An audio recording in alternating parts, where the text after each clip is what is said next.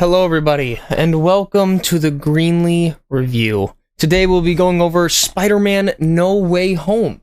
If I don't sound like I'm here, I'm technically not mentally, but at the same time, I am here mentally. Just got back from a trip, and this is the first thing I'm doing as soon as I get back. So today, as I said, No Way Home. Yeah, that's that's pretty much it. 2:30. Jeez Louise. Bowie, that was loud. I'm sorry. I joined at the wrong time. Oh, Grant's here. Oh, wow. Hey guys, how you doing? Oh, and Spinach should be here soon. I have no idea what happened to Asteroid. I think he got lost in the void. It'd be like that though. It is. It do. How we doing?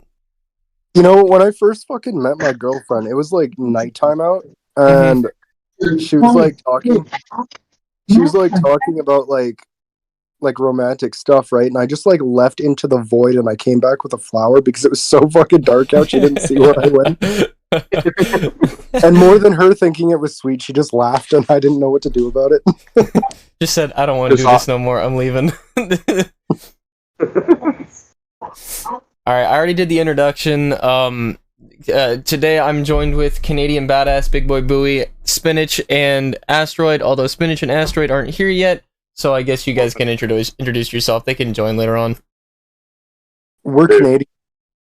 Yeah, we're Canadian. I'm the only American here. I don't have any rights. How does it feel to be outnumbered for once? Wouldn't be the first time. Now we don't have any rights.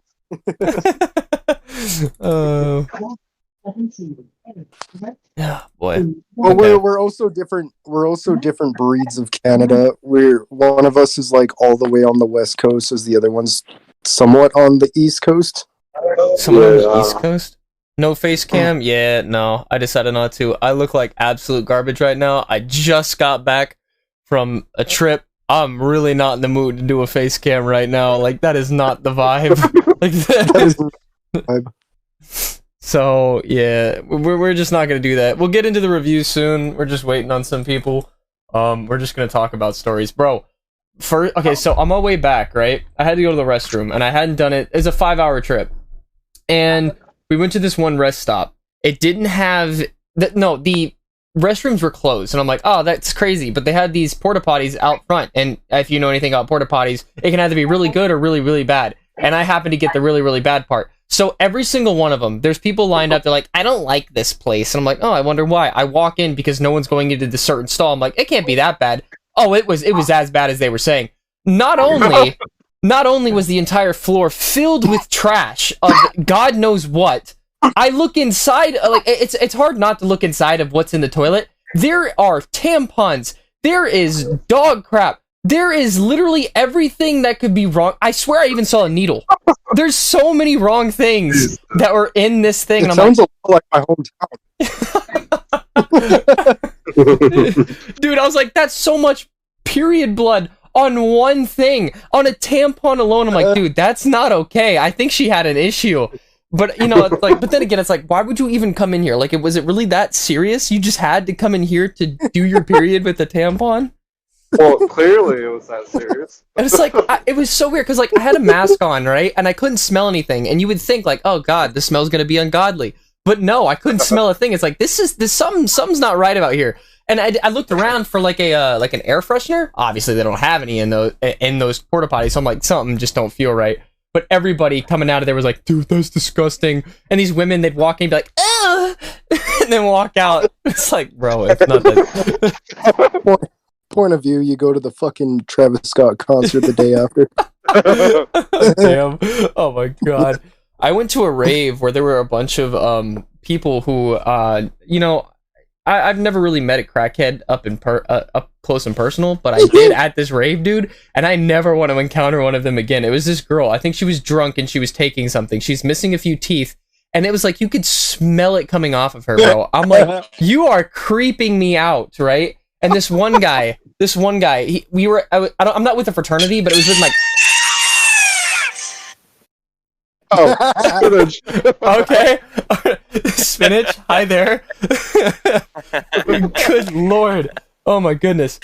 Spinach, you came into the greatest story of all time. It was me meeting this weird crack-headed woman.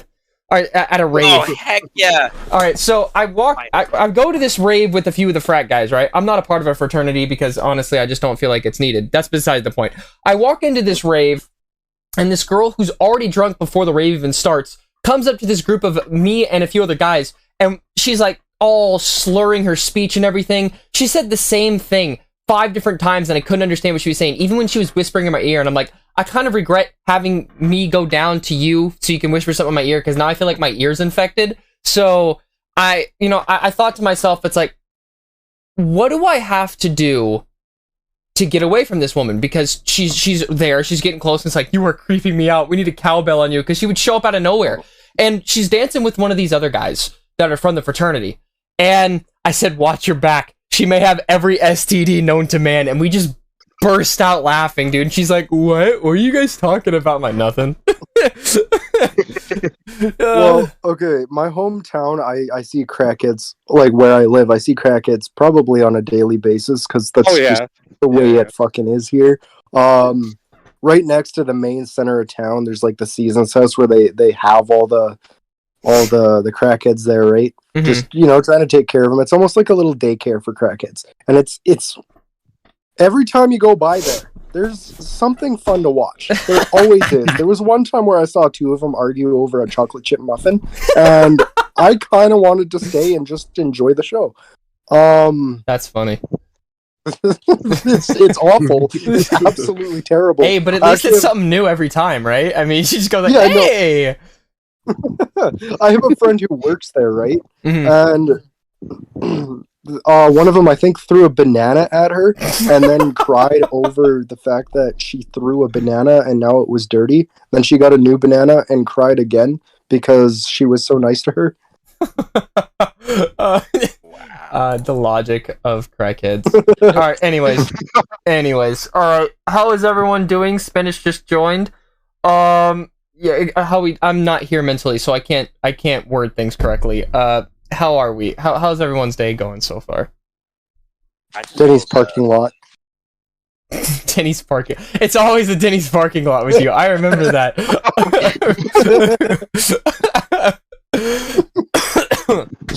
You know how it is out here. Oh my god. Alright. Introductory selfie. Oh yeah, that's right. You gotta post it. That's right. I forgot about that. We haven't done it in so long. I completely forgot about that. Babe, wake up! New Connor fucking selfie dropped. Yes sir. I take one like every 16 weeks, and it's exclusively for this podcast. It's exclusive. No. We're gonna have to put someone do a compilation of just all of it together, and then like it'll be perfect that way. If somebody can do that, I would love to see that. All right. Anyways, did we get through all introductions? Did we get through all those? I don't think we did we? We don't have Asteroid here. What happened to him? I don't know. He'll join. Where did DC go? He died. He'll join sooner or later. Yeah, he'll join sooner or later. Bad feeling. Lost in the. Who wants to go first?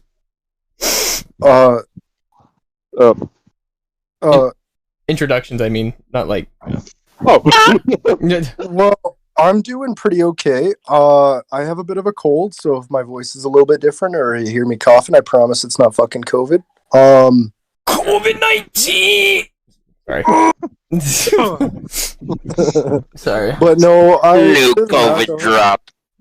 Like obviously it's the day after Christmas, so all's fun and dandy. It's now depression era. I mean, it is winter, so it kind of is depression era. That's true.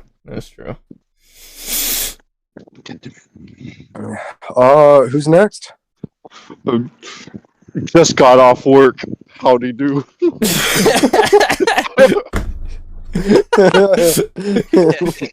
Howdy doodly.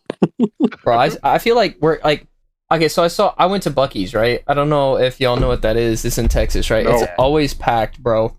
I feel like if I was a worker at Buc-ee's, I would contemplate everything every morning going into work, knowing full well that every time I go in there, it's so packed. It's like I'm never getting out of here. Like, I know it's never going out of business, but it's like every time you go to fucking work, it's just round one.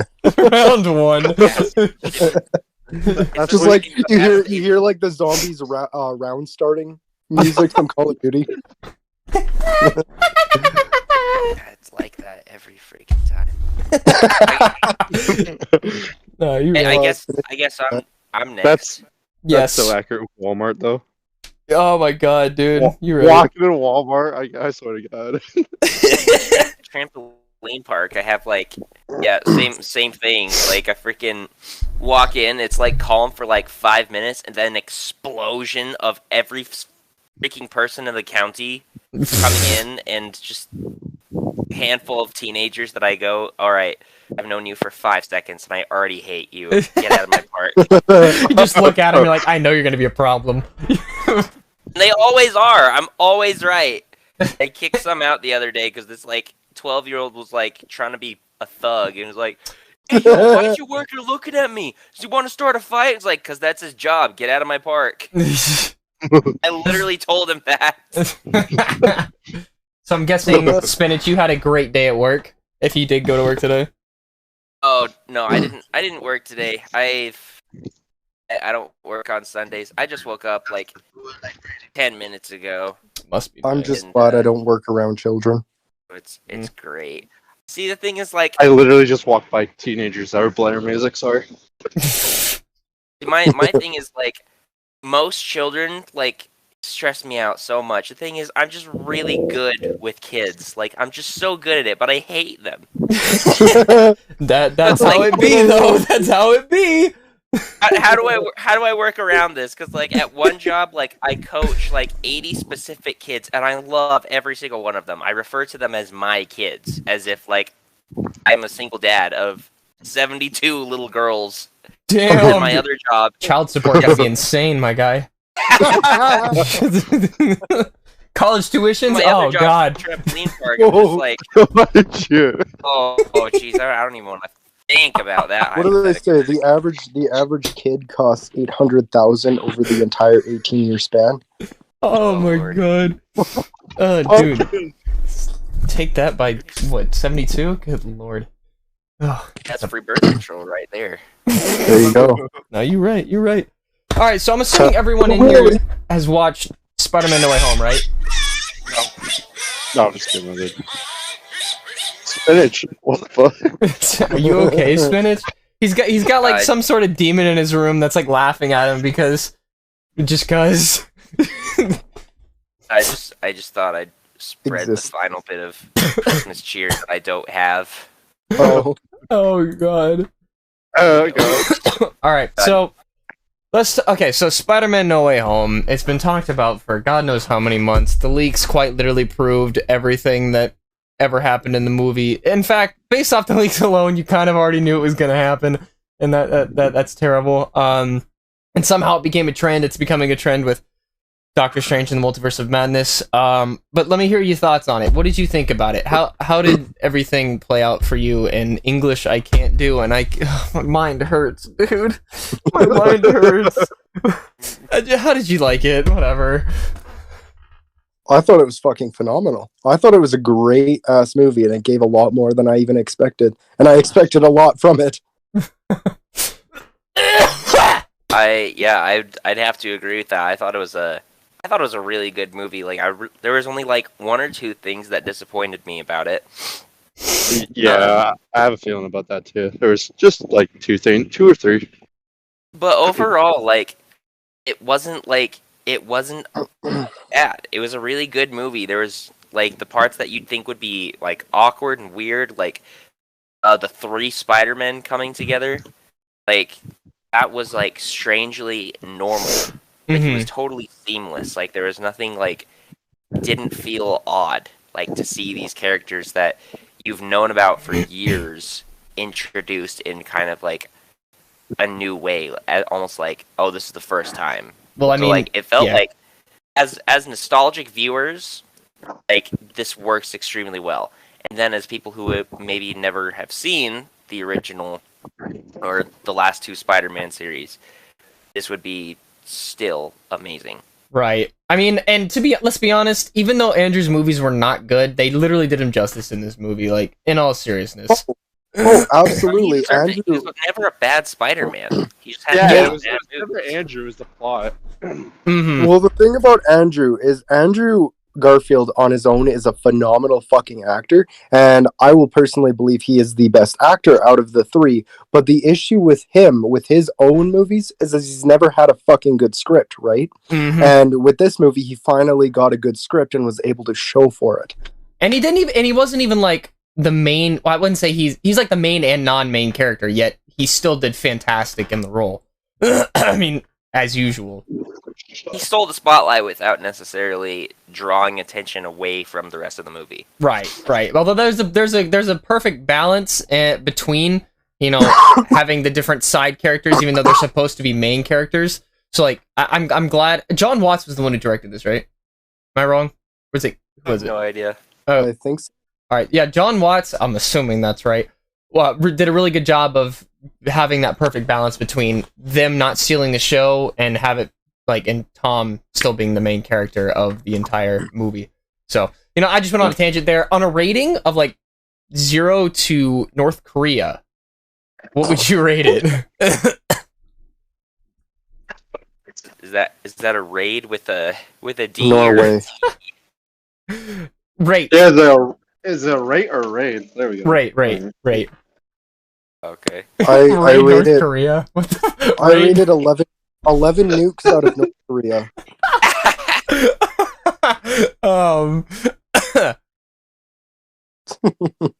What about? I'd rate it 8 and a rubber duck. There you 8 go. and a rubber duck? Yes. Jesus. Rubber duck. Yes, I understand.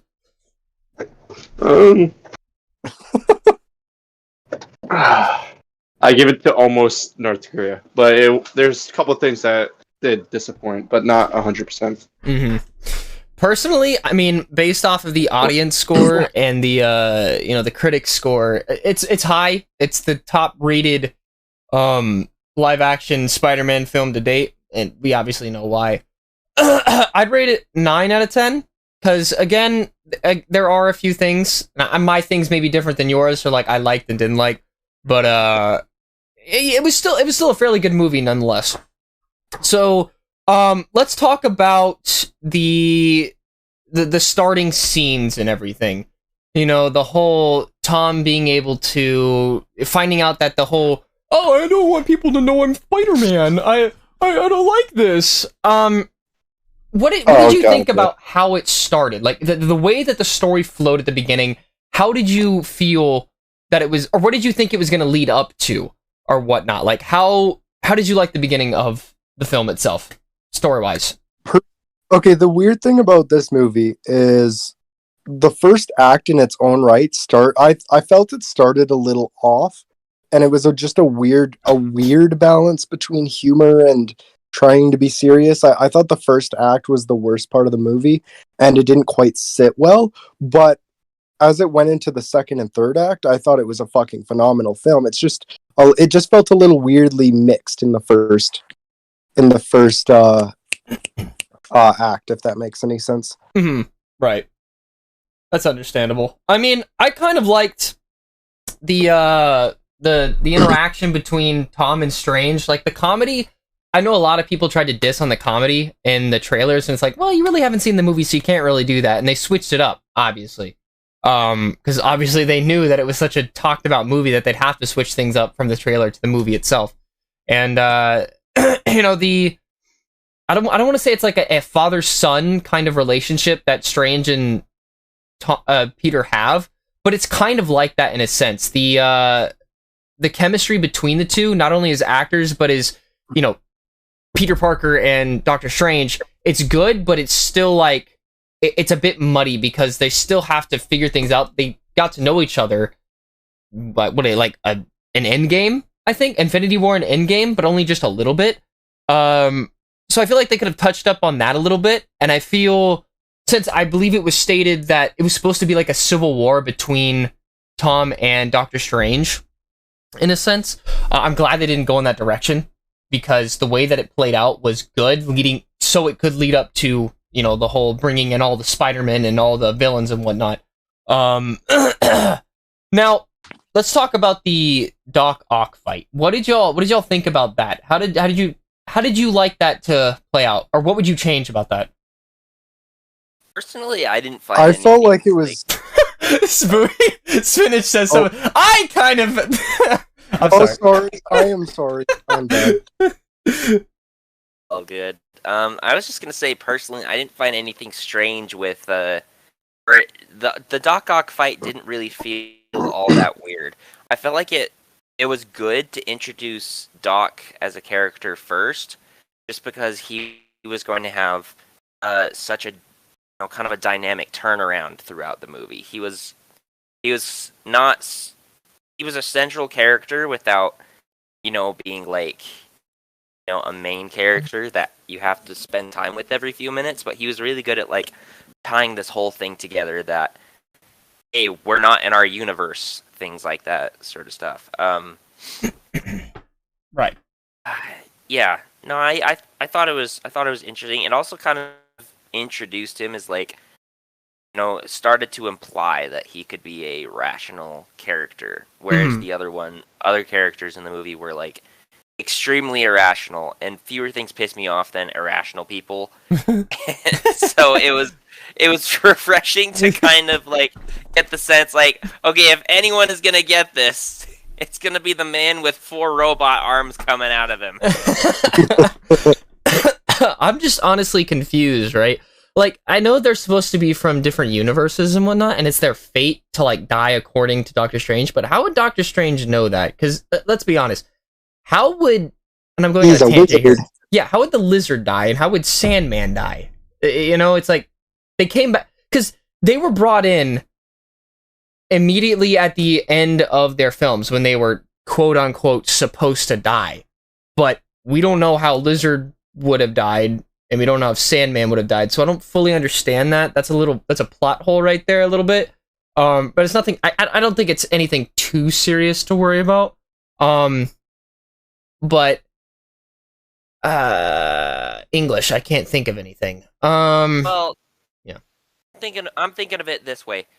Lizard asked explicitly, like, "Do I die?" And nobody like could really answer him because no one likes him. That's why he was just there.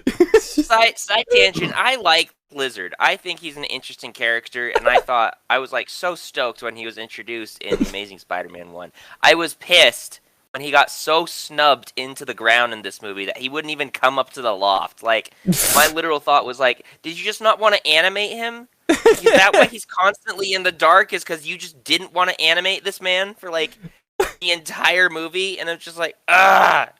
Yeah, no, man. You're right. Yeah.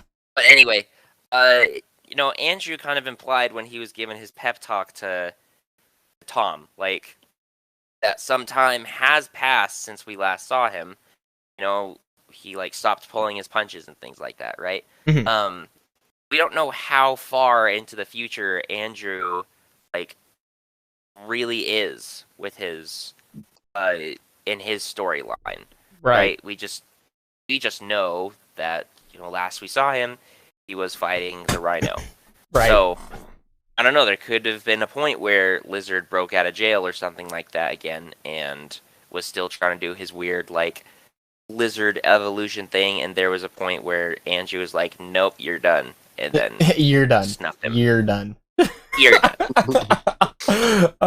We can just assume that it takes place like with Tobey Maguire after Spider-Man 3 and Andrew after Spider-Man 2 after fighting the Rhino. We can only assume that. But exactly, it's a little more implied. Yeah, that's true. But then it also leads on to the whole, the TASM 3 or Spider-Man 4, what happened to cause them to go into the universe? And it's like, I mean, do we need to know that? I mean, I guess it'd be nice, but I mean, it could just be like implied or said by John Watts or whatnot. You think about it, like, they didn't really explain anything, like, in the Into the Spider-Verse. Like, they didn't really waste time to like say like, this is what I was doing. And then, I mean, they each kind of got their little backstory, but Right. it didn't really waste, and it still worked. One of the greatest movies of all time. No, yeah. Oh, yeah. So it still works, in my opinion. Absolutely. Like, it didn't detract. Absolutely. What did y'all think about the different suits that Tom had throughout the entire movie itself? Oh, I didn't mind them. I thought they looked nice. Okay. All right. I thought they looked good. Like, that's all I really have to say about it. Like, I there was not a design I didn't really like. Mm-hmm. Okay. All right. I mean, low-key, the black and gold suit was kind of ass, if you ask me, because it was just the regular suit turned inside out. It's not like it could do very much. That's what it was? Yeah, it was, because there was green paint on it. Oh, I thought he... Okay, Yeah. I was confused. I thought he somehow took the red part off, and I was like, huh? Yeah, at first I thought so too, but then I realized... How did he get the head inside out? I don't even know. How did he get the eyes to do that? I don't know. It's so weird. That's what I'm wondering. That's what I'm wondering. Like, how did you do that? He just did it. I mean, he did make Doc Ock's like control thing, so I mean, I guess it's not too far fetched. I guess to him, it's not rocket science. I mean, that also explains the wires that were popping up off of his shoulders and everything, because that was the wiring on the inside. I don't know. If you get a close look at it, that's what it looks like. What did you all think about the introduction of Electro and Sandman? The chemistry between Sandman and Tom Holland for just that little short time. I liked it and was personally kind of sad when Sandman got a little, like, he got so caught up in, like, his own egoistic worldview that he couldn't even take the time to try to rationalize that Peter Parker was going to try to help him. Right, he's like, oh, what? I don't know who you are. And it's like, oh, I'm not the Peter Parker from your world. Okay, cool. I'll stop Electro. He's like, wait, you're not my Peter Parker? It's like, what? What'd you just do to him? Oh, I'm gonna get you now. It gets bigger and everything, and then gets put into the thing. It's like, bro, what? Literally rationalize things. You literally jump to conclusions. Like, it bothers me because Electro and Sandman are their own special kind of stupid. And it makes me so mad. It's just like, stop! Just listen for 2 seconds. So much pain in this movie could have been avoided if you would just stop being an idiot. And literally listen, like, I feel like Green Goblin, well, I'll get to Green Goblin soon. We'll get into that. But I just want to, like, I don't know. I feel like the, what is it? I can't form a sentence in my head. Give me a second. It'd be like that. I don't know. What was that thing on Peter's arm? What was it? Was that that was his gauntlet, but just infused with magic, right? That's what that was? Yeah. That's what it was? Okay, I was confused because I honestly forgot what that was, but the way that thing worked was very weird. And I don't know. I feel like once they get into the Sanctum Sanctorum, yeah, that's the name of it, and they meet the villains, I feel like the interaction between all the Sinister Six or Five, however you want to put it, was actually very interesting in a sense. And I don't know, how did y'all feel about the way that the Sinister Six talked to each other? Do you think it was like could have done any better, or what exactly? I feel like more interactions would have been nice between all of them than what there was. Right. But from what there was, I can't really think of a way it could have been improved. It's just maybe some more interaction, you know? Mm-hmm. Right. I haven't watched I watched the movie on the 17th. It's been a while since I don't retain things very well. So I'm trying to like really think about what exactly was wrong, because there's not really a lot wrong with this movie, like at all. It's just like a few things. How do you guys feel about how they did Aunt May's death? Ooh. I mean, I I feel like it's a good turnaround from, or an interesting turnaround from Ben saying it, like, oh, with great power comes great responsibility. It's May saying it this time. That was a very interesting way of going about doing it. And, you know, Tom's acting of the on that scene, phenomenal, by the way. Same thing with William Dafoe's. Oh, my goodness. That was fantastic. That entire scene, as a matter of fact, was superb. I don't see any flaws in that. No. Like, yeah. Absolutely. I was actually talking about this yesterday with some buddies over a over a game of Apex, and we were so my biggest thing with right then is that she got freaking bodied by that glider. Mm-hmm. And the instant I saw that, I was like, there's no way. Like, she folded so fast, bro. Yeah, like she folded. Folded. I think that's what that's what the original injury was from, the glider. She went zoom. I'm sorry, I shouldn't laugh, but it's funny the way that she just zoom. That brother's floating in the air. No, like I saw that and I was like, oh my gosh, her spine is like gone. She got scoliosis now. Anymore. I got a back condition. Oh man. Like she shouldn't have been able to stand up.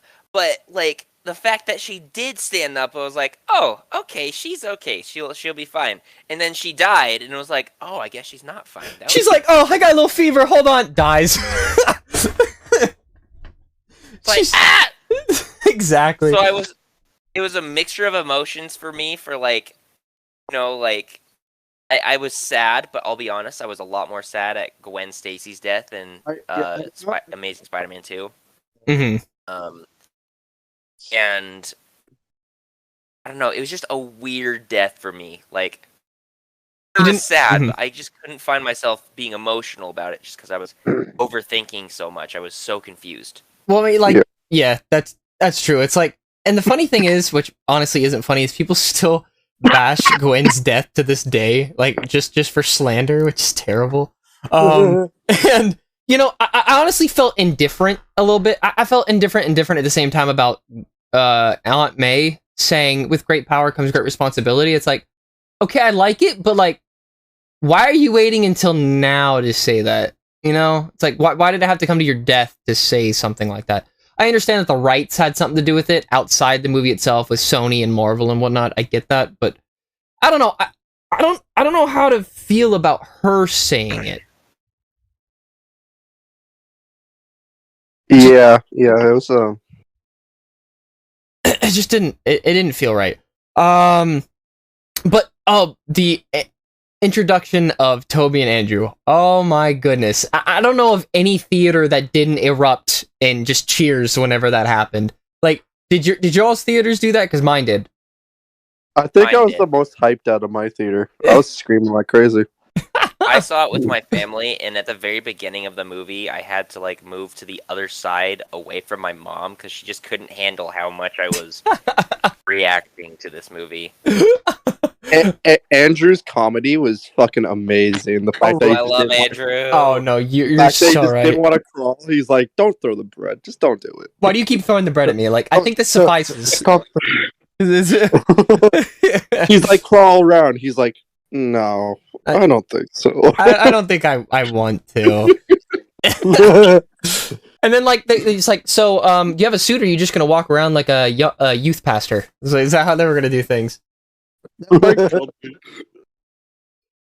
Or when he hears the other two have like fought aliens before, and he's like, I want to fight an alien. Like I just fought a Russian dude in a metal suit.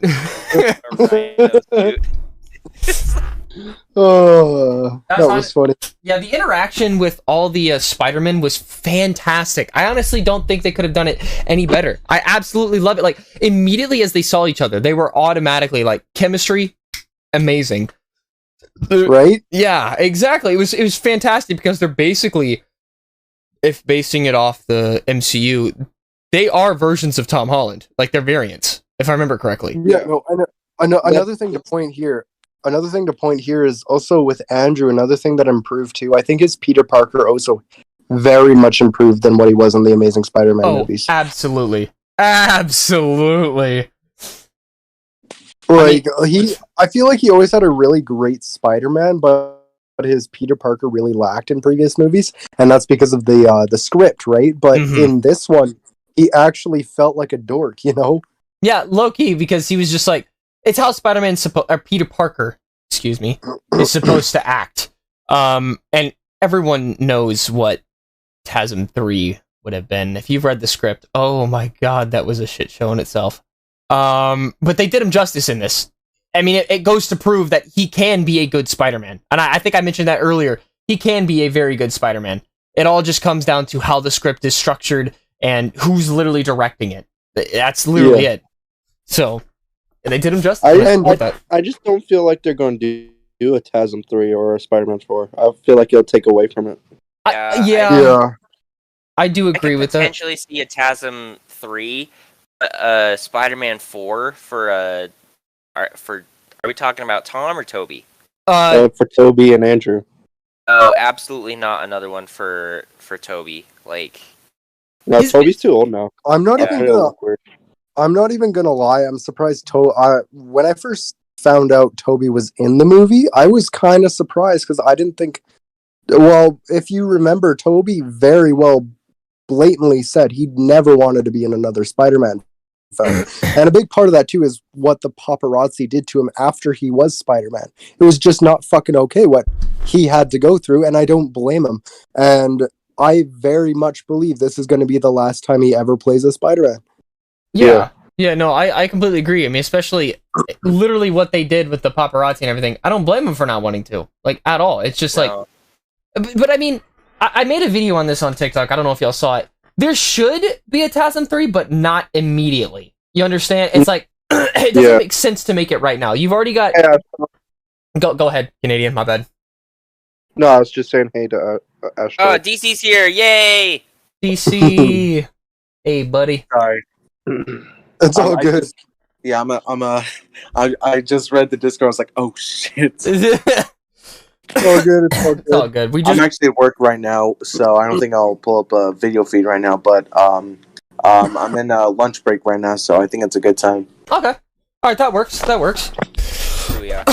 Alright, so, like, with TASM 3 and whatnot, like I said, I feel it should happen, but not yet. And so many people are trying to push for it to be, like, immediate, but it's like, you've already laid the groundwork for Tom. You ended the Homecoming series perfectly, and I think that's fantastic.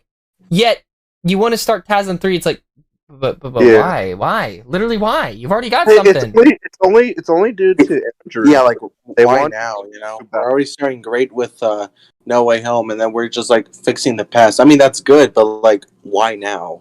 Yeah, no, I understand. Like, yeah, completely. Understandable. It just doesn't make sense. It really does not make sense. Let me think. So, how did you like William Dafoe's acting in this film as Green Goblin and, just as Norman Osborn? Honestly, in my opinion, I feel like he was better in this film than he was in Spider-Man 1. In all seriousness. He was like 100 times better. I loved his performance. So good. I'd argue he... I love his performance. Sorry, go on. I'd argue he's one of the 3 best actor villains in the last 30 years. Who do you think are the other 2? One of them is Heath Ledger's Joker. Ooh, yes sir. Yes sir. I'd actually put Thanos up there too. I don't quite remember off the top of my head who the voice actor was for Josh Thanos. Brolin? But he did Josh Brolin? Yeah, the guy that played in Deadpool 2. Mm-hmm.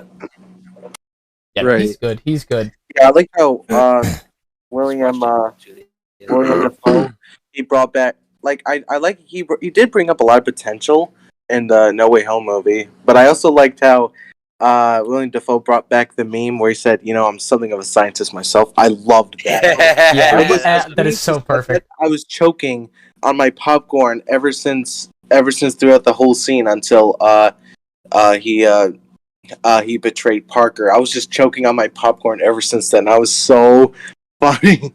Bro, the fact that Tom Holland's Spider-Man was able to sense how he was changing, do you all find that weird? Because Tobey Maguire could not figure that out. And it's like, what? He wasn't even fully changed, and Tom was already sensing it. I find that to be insane. Like, I'm like, how do you know? Do that, you fucking wizard. Wizard bitch. I love that. Oh, I know we're like far into the movie right now, but honestly at this point it doesn't matter what order we go in. How did you like the fight between Doctor Strange and Tom Holland's Spider-Man? I thought that was amazing. I love the effects were so cool. Like they were literally superb, to be honest. And the fact that Doctor Strange gets beaten by just math. Math. Geometry. That moment for me kind of illustrated why Tom was the best in his aspect, right? Mm-hmm. So I have this argument that each of the Spider-Man are the best, like, in their own right. Right. Tobey's has the best application of raw strength. Mm-hmm. And then Andrew Garfield's Spider-Man is the most, like, creative, quick thinking. He's the fastest, obviously. But Tom Holland's Spider-Man is, like, I don't know. I feel like he's the best combination of the two, because he's literally doing complex math in his head in a mirror within dimension, a matter of seconds. In a mirror dimension that no normal person has seen before. Yeah, he's never been in it before. For 2 seconds, and he's figured it out. It's like, how? And then uses it to defeat the Sorcerer Supreme. Like, in the mirror dimension, not just beating the Sorcerer Supreme. And keep in mind, you full on outsmarted Doctor Strange. Not only is he a literally Sorcerer Supreme, but he's also a fucking PhD in terms of what is it, brain surgery? Yeah, he has like 5, maybe 7 of them, I think. Yeah. And it's like, how? And he gets webbed up for 12 hours with ease. And it's like, what? like holy fuck. He literally understood the mirror dimension more than Doctor Strange. What confuses me though is how the web held up for so long, because we know that Tom Spider-Man's webs only last about an hour. I think the reason for that is because the mirror dimension is separate from the reality of, like, actual reality. So I would think time and space works different in there. But I could be wrong. But if you really think about it, it kind of makes sense. Maybe. Well, you also got to think about, like, I think they said that the webs dissolve over, like, a certain level of because of a certain level of humidity. Yeah, like you said. And if he's in the Grand Canyon, to that one guy, he's like, yeah, the webs will, like, dissolve in, like, a few hours. Mm-hmm. Yeah, I remember. Yeah, I know what you're talking about. Yeah, like, and you also have to remember that, like, they're in New York. They're literally on top of the ocean. Mm-hmm. And if you go to the Grand Canyon, not only is the elevation much higher, but oh my gosh, it's dry. It is dry. I'm next door. Yeah, there's a lot, and as you are higher up too, and everything, the overall concentration of what's in the air is completely different too. Like the amount of nitrogen, carbon, oxygen. Like there's so many different things that play a role in everything. So there's like precipitation, your overall chemical compound mixes. There's just and overall air pressure too. And let's not forget the fact that Tom Holland was able to create Doc Ock's inhibitor chip from scratch just by looking. I was like, "Yep, I know what to do," and goes and does. I was like, "Oh, the light bulb. That's easy." Yeah, and then it's like, bro, what? And even Norman Osborn congratulates him. He's like, "Hey, if you ever need a job and are willing to commute to different universes, I'll give you a job at Oscorp." Although he doesn't finish it, but like that's saying something about his smarts, and it works. Same thing with Electro's thing. It's like, bro, how do you know how to? It's like he knows how to use. Well, it makes sense. He knows how to use Stark Tech very, very well. Like to the point where it's like I think I wouldn't say on par with Tony Stark, but close to it. Like he's the second smartest person to use Stark Tech. Yeah, he's very intelligent. Definitely the smartest of the Spider-Men for sure. Without a doubt. Like it's absolutely insane. Okay, let's see. There was also one scene. What about the fight scene? The first fight scene with Tom and Green Goblin. Tom got bodied, but that was absolutely insane. What did y'all think about it? I mean, like, if there was a award to win for that shit, I swear to God, it should go to that. Literally, it showed how strong they were. The building was literally crumbling around them with ease. Oh, that's how strong they are. Mm-hmm. And like the PS4 move that he used, they even said that. I love that one. Boo, you were gonna say something? No, I was just clearing my throat. Oh, okay, all right. My B. I don't know if I'm the only one who knows, but I think Green Goblin's like pumpkin bombs are like nerfed a bit. Yeah, because it exploded in Tom's face. It did absolutely nothing. Yeah, and then in the first movie you saw like they blow up in like crowds and they turn to skeletons, but like at Tom Holland it didn't like affect him. I guess he nerfed I them. think those were different bombs from his normal pumpkin bombs. I think they have different different abilities, different powers. Yeah, they're basically like batarangs and stuff like that. Wait, did we have like confirmation that they were different though? Yeah, well, I guess so. I don't know what type of Green Goblin. One exploded and the one vaporized. So I mean, the ones that vaporized didn't explode. I mean, I don't know. I don't know if it was like confirmed if it's like different. I mean, they all look the same. Let's be honest. They literally look the same. So it's like, honestly, it all depends on what the Green Goblin, I guess throws or something. I don't know. In the first movie, when he threw the vaporizing bombs, they didn't explode. They just vaporized. That's true. Yeah, but those ones exploded. I think there might be a different. I don't know. Maybe the pumpkin bombs are so like advanced to the point where it's like it can either choose to explode or vaporize. I don't know. Maybe that's a thing. Maybe. I have no clue. But I'm just gonna go with that. I'm gonna go with that because it makes more sense. Maybe, I don't know. Maybe we'll get a confirmation later on. Who knows? Let me think. What? Okay, go ahead. For you guys. What do you guys think about the after credits scene? I knew they were going to do that. I've been saying that. I said that in your live, Bowie. I said it's going to leave a sample because Venom won't be able to stay behind. Right. I just don't know how they're gonna go. Like, how are they gonna continue the story with that Venom wise? Like, what do you? I don't know. I don't get it. It doesn't make sense. Yeah, like because Spider-Man was technically the first person to get the symbiote, but now it's in Mexico somewhere. True. I feel like, and this is just a theory, right? Multiverse of Madness with Doctor Strange. All the multiverses are basically, if you've seen Loki, basically multiverse exists now. It's a thing. So now Doctor Strange is going to make it to where the multiverse, like they're all collided, but they're like their own separate things, but you can cross over at any moment and it won't affect anything or something like that. So Venom will come to the MCU. He'll try to get back that sample because apparently that sample is like, I don't know, important or something. I don't know. It'll get to Tom Holland. He'll have the symbiote suit, and eventually he'll fight off like Kraven and all these other villains. Black Cat will be introduced, and then it'll be a fight between him and Venom. But I'm not sure if that's how that's going to play out. It doesn't really make sense right now. It's all up in the air. I don't feel like that'll happen in Multiverse of Madness though, just because there'll be too much, way too much. Yeah, I'm not talking about Multiverse of Madness. I'm talking about like his own separate movie. It's just like the multiverse is gonna just come together and villains can cross over to different universes and just, I guess, be there without consequence. That's what I'm thinking is gonna happen. Oh, how about Andrew Garfield saving that was such a touching moment. Yeah, MJ. Yeah. Bro, I loved that. Redemption story! And it was just like, there was so much emotion packed behind that, and like, it was just a brief moment where you knew, like, wow, that meant a lot. My whole entire theater screamed. Bro, he almost cried. He's like, I did it, finally!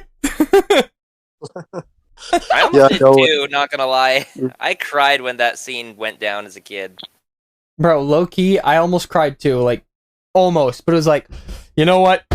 Good to you, Andrew. You did it. You finally did it. But, what about the, did we talk about the introductory scene with Toby and Andrew? Did we talk about that? I think we did, just a little bit, didn't we? Yeah, just a little bit though. We touched on it a little bit. Okay, let's get more in depth with that. How did you like the interaction between Toby and Andrew?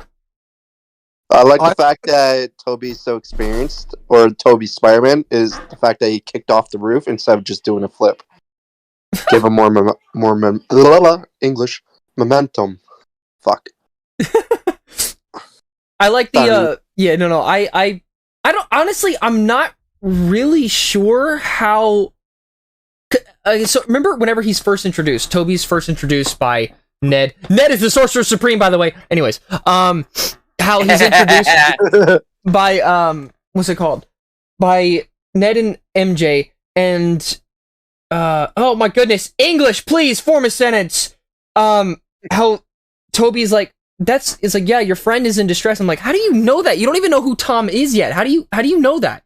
And then Andrew doesn't know who that is, doesn't know who Tom is, but doesn't mention anything about what Toby says. And it's like, I personally think that maybe Toby was keeping an eye on Tom for a little bit.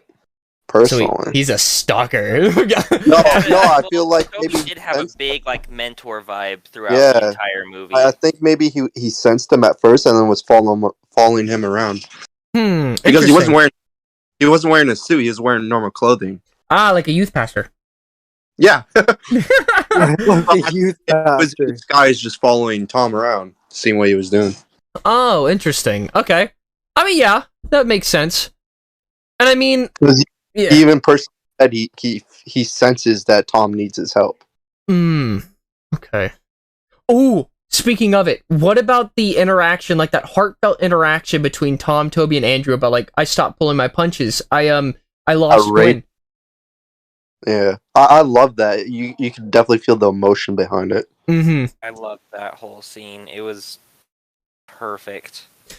Oh. Absolute perfection. And whenever he said like, yeah, Aunt May died, it's like, was the last, and Toby said, was the last thing she told you? It's like, with great power. And then he like, Toby's face lit up. It's like, comes great responsibility. Maybe her death wasn't for nothing. And it's like, bro, that's where he finally became Spider-Man. That's when I got the idea. It's like, okay, now Tom's fully Spider-Man because he got that spiel.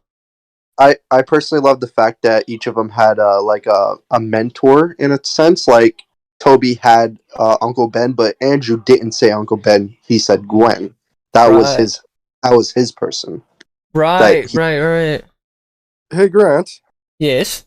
Where are you streaming on? YouTube.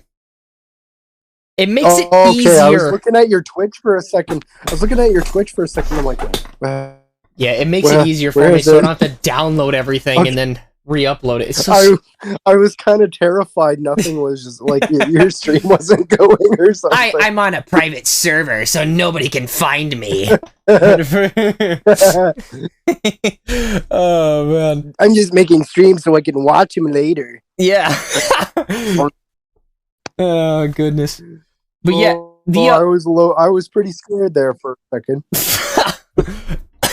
Yeah, no, I always stream these. I don't just do it and just be like, yeah, I don't really feel like streaming it. I mean, I could do that, but like then again, it kind of takes away from the relativity. I don't know English.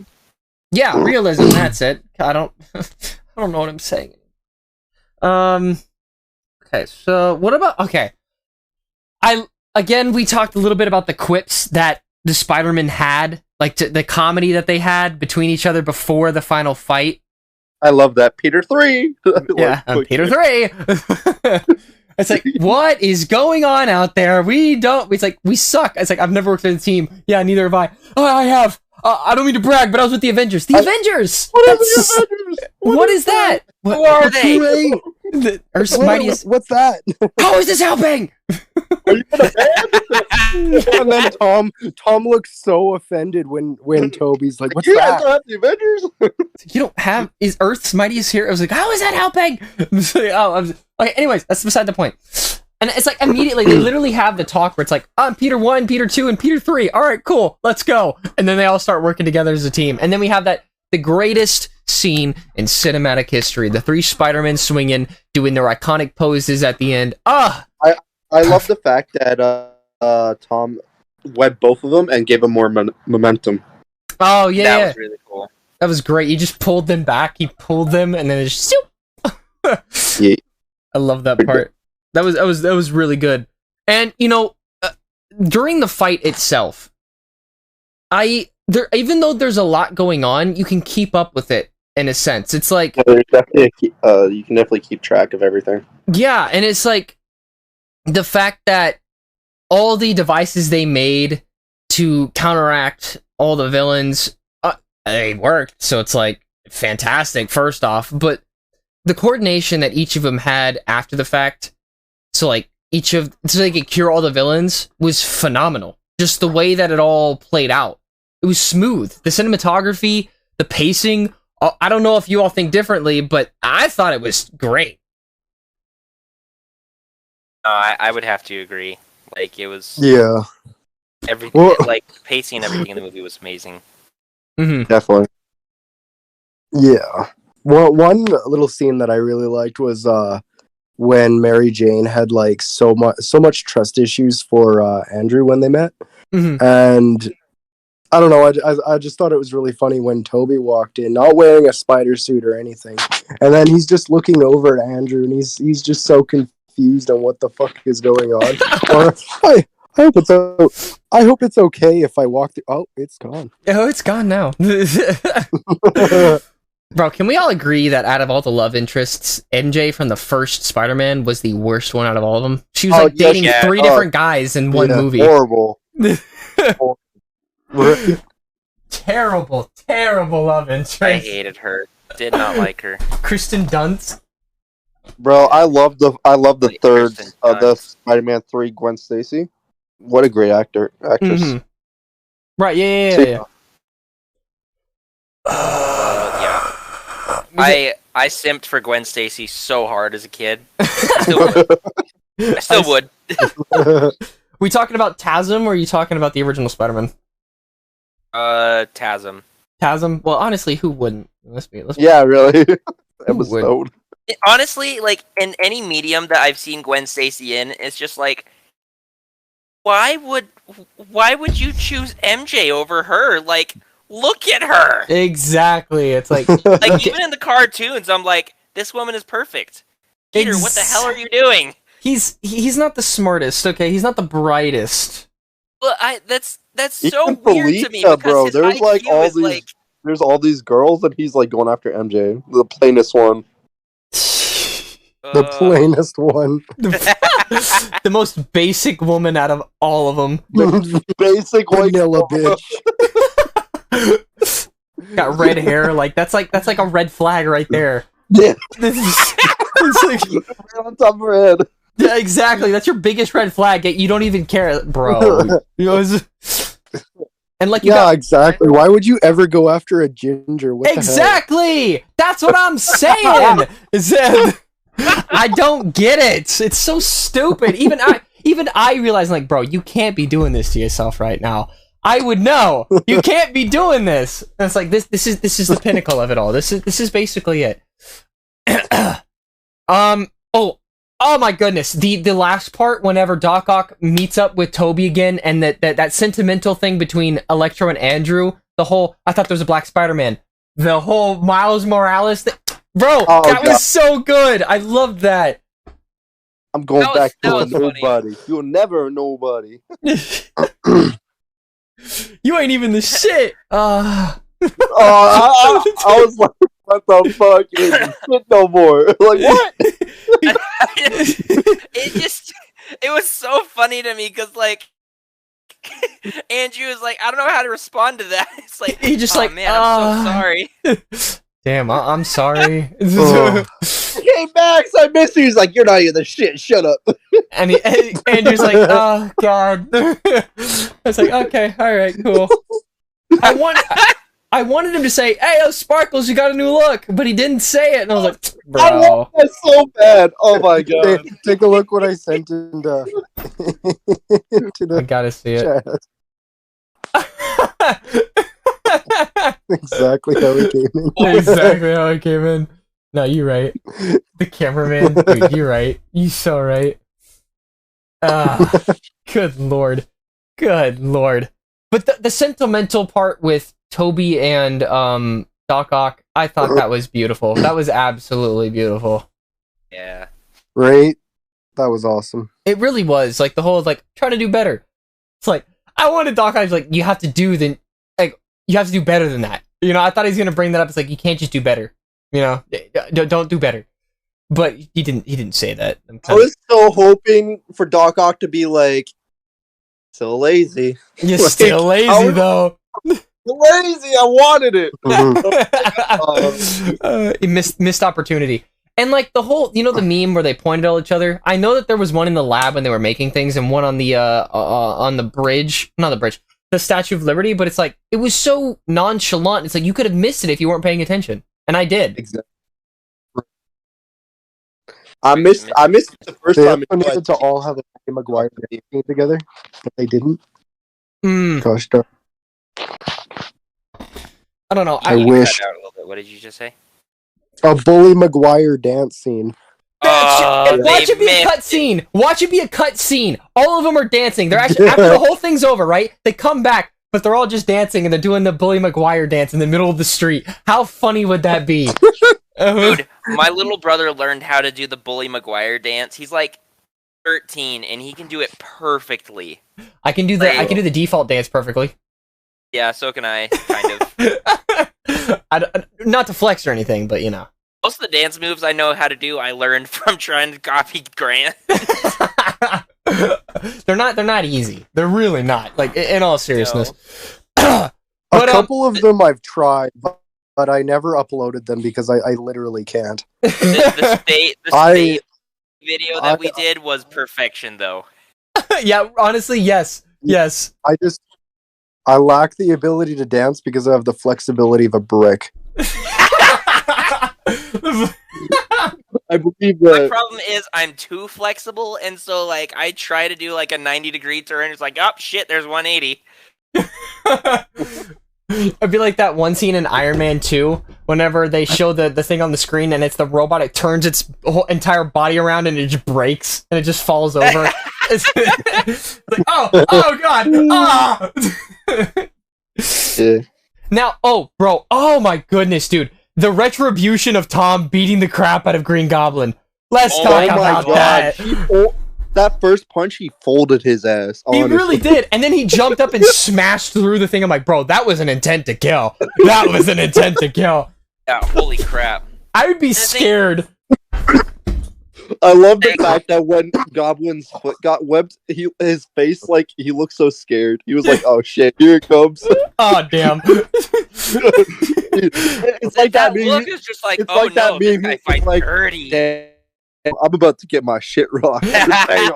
Bro, you know Green Goblin, when he took out the knife, even though he had the thing, he's like whistling, he's like, bro, I'm about to get rocked if I don't take this seriously. he dead ass inside, he's just like, oh my god. But I love it, dude. He I kid you not, Tom beats this man to the ground, grabs him by the collar, pulls him back up, and starts beating the crap out of him. And every time he goes down, he pulled him back up. It's like, I'm not done with you. And he keeps punching him. I'm like, bro, it's enough. I'm surprised Toby and Andrew are like, all right, bro, you got him. But they just stood there and they're like, beat his ass some more. Like, they looked at each other like, should we stop him? Like, yeah, I guess so. And it still took him like 20 minutes to get there. They're just like, we need to find an opening. He's having. We need to find an opening, guys. Oh, God, that looked like an intent to kill. I don't know what to do here. When he was wailed on him and it switched back to Toby and Andrew, all I could think of that meme was when it was like, you want what he's having? You want what he's having? No. Bro, imagine though, like Tom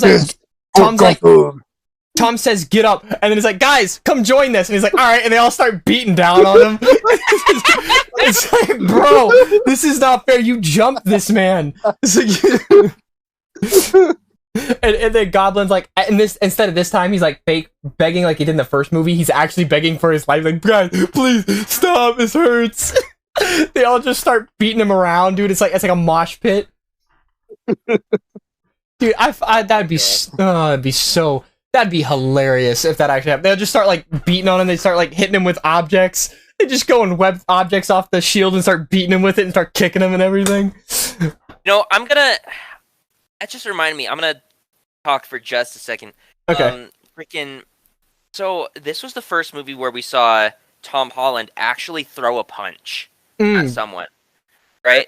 Like on the bridge scene was like the first time I actually saw him throw a punch. Like Doc Ock says, "I should have killed your girlfriend when I had the chance," and you saw that click. Like he goes, "What? What did you just say?" Like straight up, like when Star-Lord, like same thing. It's like, "I killed your mom," and he goes, "What?" And now I know that sounds bad.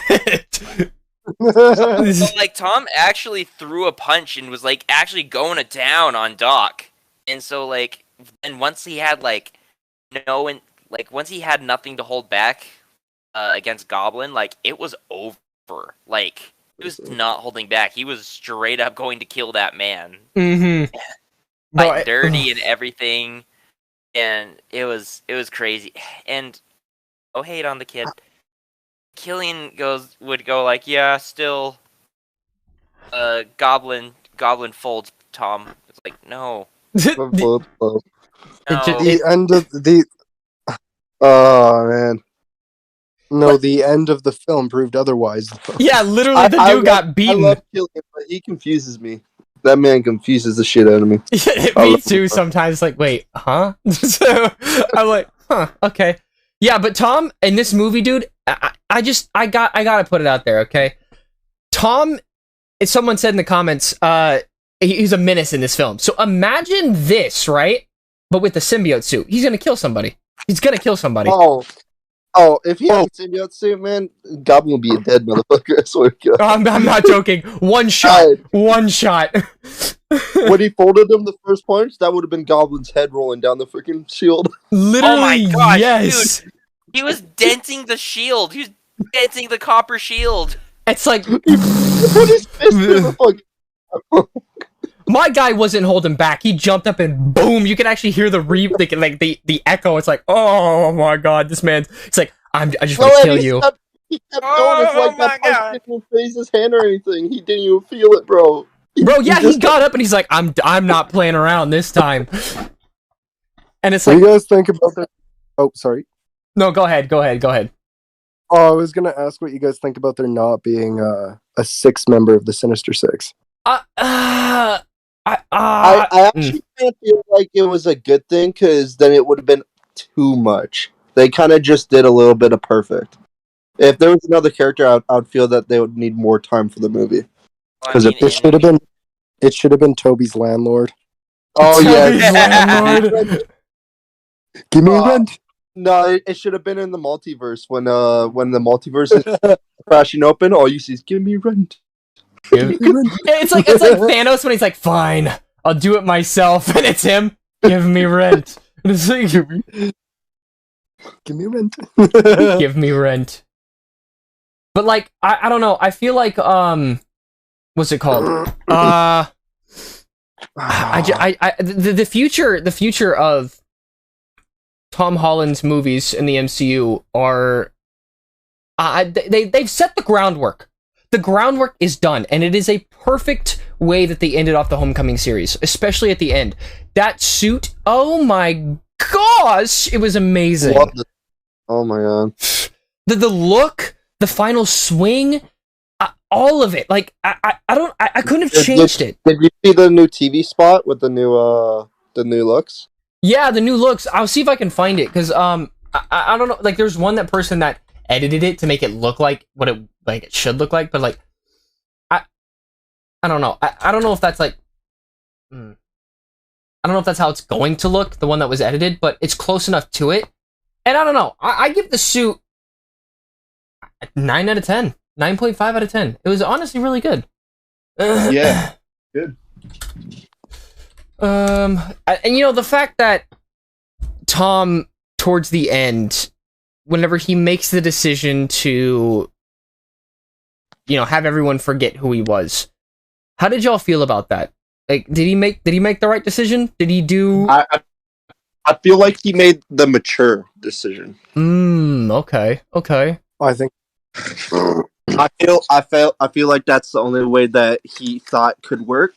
So he did it, even though it wouldn't go in his favor. Right. Yeah, no, I completely agree with that. And I'm gonna back up a little bit. Whenever Doctor Strange is trying to close the dimensions, who did you catch in the sky? I saw Scorpion. I saw Superior Spider-Man. Shit. Do you know that 6-arm demon spider guy that always fights with fucking Carnage? What's his name? Fuck. What's his name? But you know who I'm talking about. It has a spider suit and he has like 6 arms.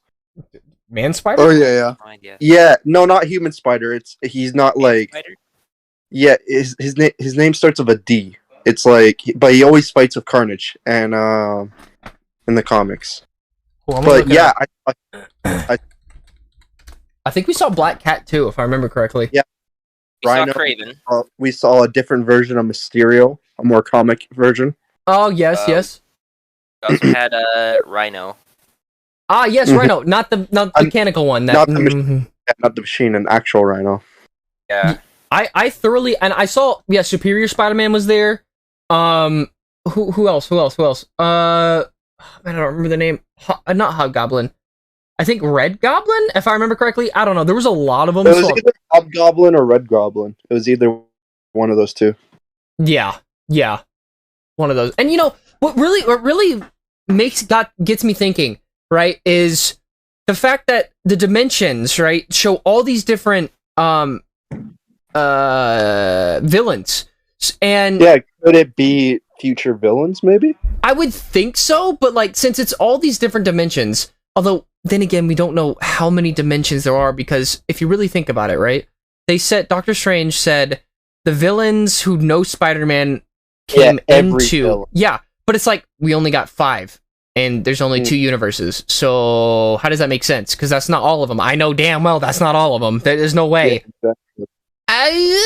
I don't know, maybe it was just for the story, but I don't know. I feel like they could have worded that differently, because there's more than just 2 universes, let's be honest. I'm gonna be Oh no, yeah, honest, and the villains that they showed within the different dimensions, those villains haven't appeared in Toby's or Andrew's universe. Yeah. So I don't know why they just went with the 2. Canadian Badass. Well, what's up? When you were talking about the symbiote that fought Carnage, are you talking about Doppelganger? Yes, I think. What Here, does he look like? What does he look like? Put it He in the. literally looks like Spider-Man, but he has like a demon like teeth, and he has 6 arms. Yeah, I'm pretty sure that's Doppelganger. Yeah, I see. Like this is Doppelganger. It's this guy, right? Ah, that dude. That dude. Yes. Oh, you saw him? I know what you're talking about. I think I saw him too. I saw him too. Yeah, I saw him.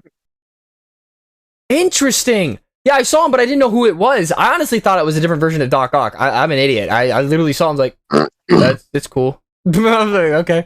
It's cool. This is cool. But I feel like, you know, if there are because Toby and Andrew, they are variants of Tom, there has to be different variants of Doc Ock, Green Goblin, all these. There has to be, right? It makes sense.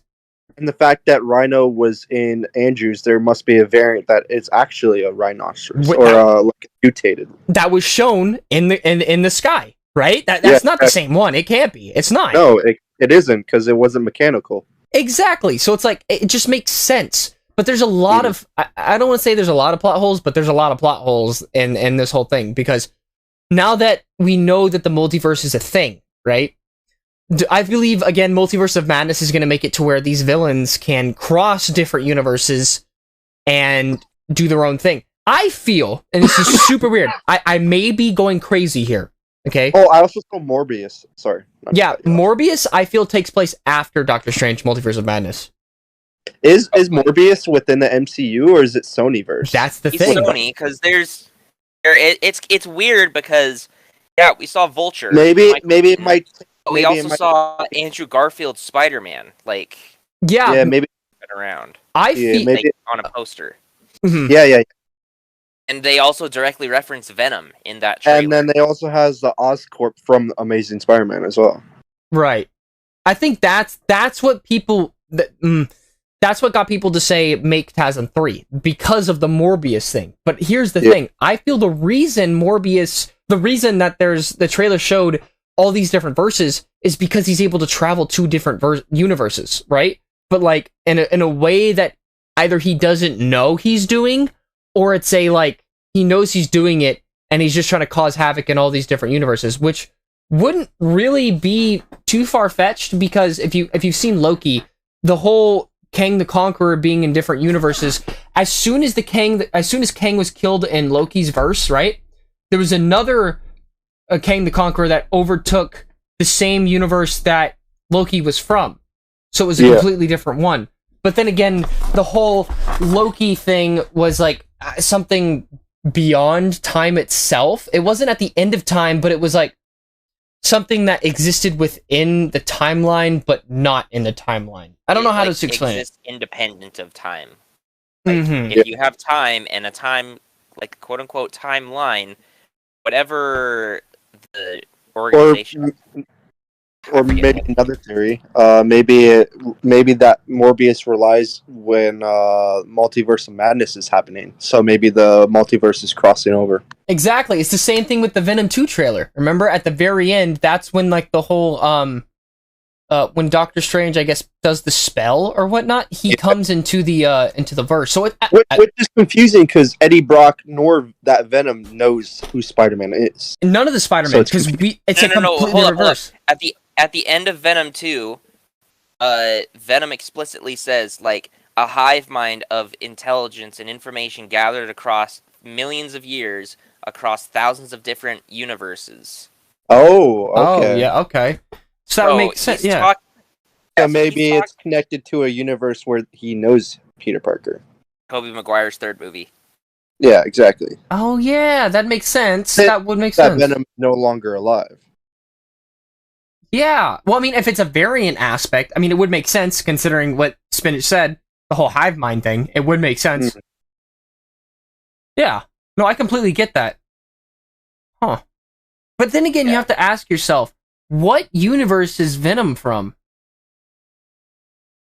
I think he's just from Sony. I don't think he's directly in TASM or Toby's. I think he's just in his own universe. So if that's the case, considering he was brought to the MCU, there were more than two universes. Now, that being said, what other villains were brought into the MCU that we don't know, that we haven't seen yet, besides the Sinister Five or Six or everyone? I don't care how you put it, but like, what other ones are there? Did some of them stay? Could they?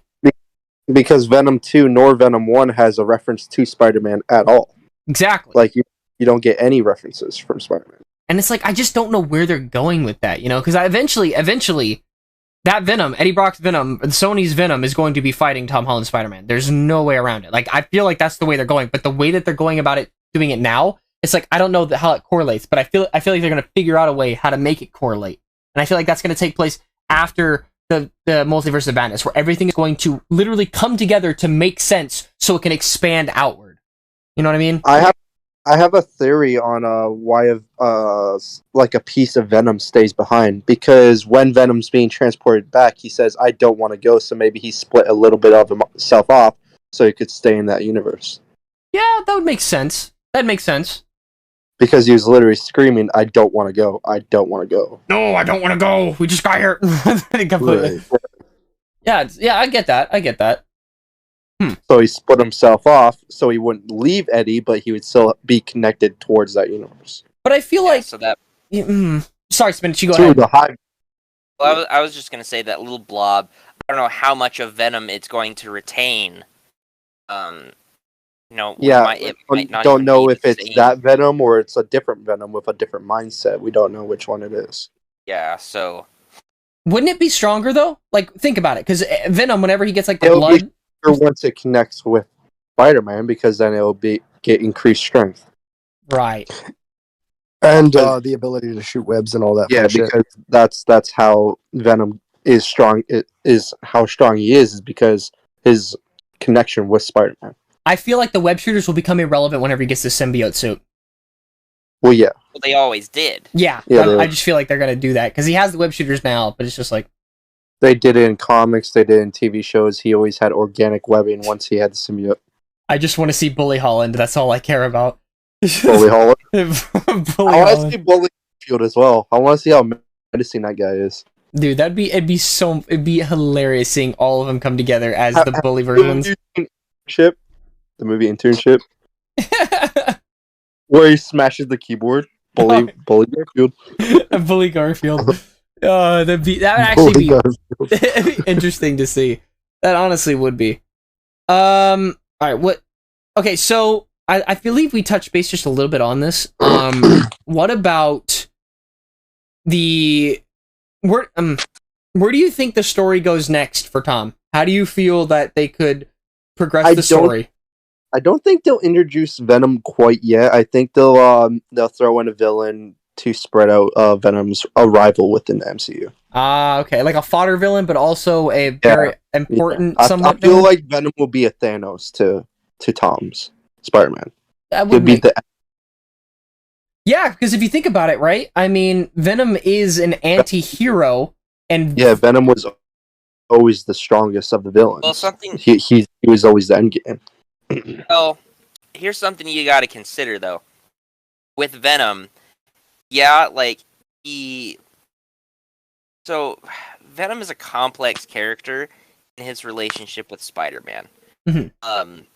And the reason I say that is because Venom loves Spider-Man. That's why he doesn't so much. He doesn't hate him because he loves him so much, and he hates that he rejected him.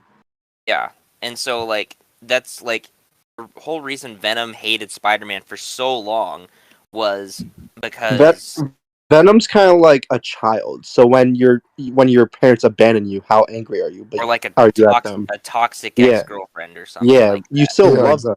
You hate them for leaving you. That's basically how Venom is.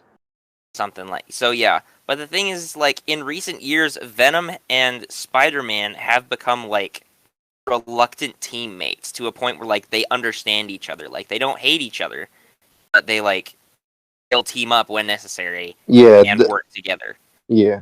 And furthermore, but that's only Thompson, in who becomes comics. Agent Venom. Yeah. Who also has worked with the Guardians of the Galaxy. So there's a lot of directions we can go with Venom at this point. Exactly. I feel like they'll maybe introduce their own Harry within the Marvel universe. But if they do that, right, they have to use again the whole variant thing. I guess you could use the same actors, Alfred Molina. But if you think about it, when Osborn first got to Earth, he was like, "I tried going to my house, but somebody else was already living there. That could have been the other Osborns."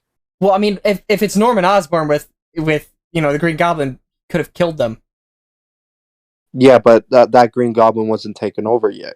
Green Goblin didn't take him over. It was still Norman. I mean, yes, but I'm trying to think. There's a lot of theories that could go into it. Oscorp hasn't existed yet, right? But if that's the case, then where do you get the spider bite? I want to say from Stark Industries, but who knows? But the original Spider-Man didn't get it from Nor's Oscorp either. Sorry. He did in TASM, but he didn't in the original Spider-Man. He got it from a science lab that experiments with spiders. Oh, okay. Well, that... But then... in Toby's first, it wasn't Oscorp. Okay. Alright, I just don't if they are going to introduce Norman Osborn and Harry Osborn and Doc Ock, it's gonna have to be a different version, different actor. Even though it's that could really tank the entire thing, I just don't feel like they're gonna do it because it just doesn't. I don't know. If they do that, right? If they do that, Tom Holland's literally already knows how to fight these guys, so it's not gonna be fair for them. You understand? It's oh, I already know how you work. It's how do you know that? How do you know how we work? I agree, because in comics and TV shows, Harry is also Venom as well, not just Eddie Brock. There's also versions of Harry that is Venom. Venom I think he's had 6 different hosts. Yeah. He always winds up coming back to Eddie Brock. Yeah. Mm-hmm. And so I don't know if that means that Eddie Brock will make a permanent staycation over in the MCU at some point. Or they'll find an Eddie Brock in this universe. Safe to say that he'll find Flash Thompson as a host. I was making a theory about that in Alive as well. They could use Flash Thompson. Yeah. Even though Flash isn't really a good actor at this point. I don't really like the actor of Flash. I mean, Nobody likes Flash. Yeah, Flash, I don't know. It just doesn't I feel like they could have gone with a different actor in general. Because it's nothing against the actor itself, but it's That's not Flash Thompson. No, Flash was Thompson has Flash always been was like a football player, like dude. a bully, not Yeah. not a fucking musical. Yeah, exactly. I like a theater kid. Exactly, and I But- just don't get it. Thank you. I was having a hard time with that word. Sorry, what? Oh, the fucking theaterish or whatever the fuck you said. Sorry, I was having trouble yeah. saying that word. Yeah, the theater kid. I don't know. Like, it's very. I honestly don't know what to expect from the next few Spider-Man movies, because this ending, like, I gotta say, like, I was not super satisfied with. Like, all those memes of like everyone's like super excited to go into the movie theater and then coming out like contemplating life Mm-hmm. is exactly how I feel. It's because, like, you know, like he totally could have just said, I want everyone to forget that Peter Parker is Spider-Man. You know, like, he could have just done that. Right. But he just made everyone forget Peter Parker. So we've got two things right now. One is that, like, he is the most raw version of Spider-Man. Like, he is Spider-Man as, like, most raw. He's like making his own. He's got nothing. He's got literally nothing. He's got his. He's making his own suit. And I feel like that's the way they're trying to go. They're just trying to make him more independent and more Spider-Man. yeah, and that's cool. But the thing is like, you know, you've got like the strange dynamic now of like, he's like he forgot, like, his best friend and his girlfriend have forgotten him. So it's like, it's safe to say, at least in my theory, and I hate this because it sucks, that he's not going to try to reconnect with them. I don't think so either. I don't think he'll reconnect with them just to keep them safe. I feel like doing that too also leads up, and I know a lot of people have said this, the Hobgoblin with Ned, because it is stated in the comics that he does become Hobgoblin, but not willingly. He actually becomes mind-controlled and then dies in the process of being Hobgoblin. But I feel like since it's the MCU, they could switch things up, because even though there are some things from the comics that they do take from there to put in the MCU, it's not a direct story. They still make something new out of it, so they could switch it up. But I feel like them not reconnecting, or him not reconnecting with MJ or Ned, I don't know. I don't know. Which is sad, because we spent 3 movies getting to know these people. It's like, oh. Yeah. Yeah, they're definitely gonna bring him back, but not like in the way that you think. That's why I was saying earlier, like, Aunt May's death really hit harder, I feel, than Uncle Ben's death. Just because, yeah, Uncle Ben is, like, nostalgia, and we love Uncle Ben, but we had 3 direct movies with Aunt May, so that was, like, character development, character build-up, and we knew that character. Yeah, no, you're right. And I mean, like, with Uncle Ben, it's more or less a, it's like, oh, it's cookie cutter. We obviously know what's going to happen. But with this, you didn't know. Even though it's an integral part of Spider-Man's story, Ben dying. But this is like, again, with the whole, you can take it from the comics in some cases, but like, it has to be a a different storyline. That, I think, is what happened. You know, they had different story, but they still took things from the comics in some way, shape, or form. But then again, you have to think to yourself, like, was Uncle Ben ever a part of the story? You know? Not really. He was only mentioned in What If, and that's it. He wasn't really irrelevant in the MCU. Yeah, and it's like, ah. I mean, I think part of that was just for, like, storytelling purposes. Like, we all know who Uncle Ben is. Like, we don't need the sad, like, rehash over and over again. Right. Yeah. I just felt it was a lot better that way. Honestly, I thought that at first Happy was going to die, and Happy was going to be the one that delivers the great power comes great responsibility. Yeah, I honestly thought so too, but that's like, earlier you see a car blow up outside, and we knew that Happy was getting aimed at through the SWAT outside that building. I just find it weird, right? The press, or J. Jonah Jameson, says one thing and the entire SWAT is on Spider-Man. Exactly. I just don't understand that. Like, they opened fire for nothing on Spider-Man. Exactly, and it's like, dude, there's so much evidence to go behind him not killing Mysterio, and it's like, it was obviously edited. a building, and then all these enemies start coming out fighting Spider-Man, and then they shoot Spider-Man. Exactly. Fighting these enemies. It's like I don't get that. It's not like he's coming out with holding their hands or anything, saying I'm a bad guy. He's literally fighting them. Exactly. It's like we're protesting against the media. Don't shoot. But I mean, I don't know. And he's literally a teenager, and they open fire on him, dude. That one dude, like, they didn't even say anything. I didn't say hold your fire. This man just shot at him. Yeah, literally, like, come out with your hands up or we'll shoot, and, like, a second later, they start fucking opening fire. They don't even wait for him to fucking come out. Exactly. Boss! Like, bro, what? It's like, boss! They're like, 1 second, whoa, he's not coming out. Let's fucking get him out. Maybe the leg? Maybe the leg. I still can't believe he got shot, stabbed, fucking, like, thrown around in a building, and he still got up and fought the Sinister Five. Dude, like, holy fuck. It's insane. I love that people say, like, there's a lot of arguments that I see regarding, like, oh, he's got regeneration. It's like, please tell me where that's actually even said in the MCU. That he has that kind of regeneration.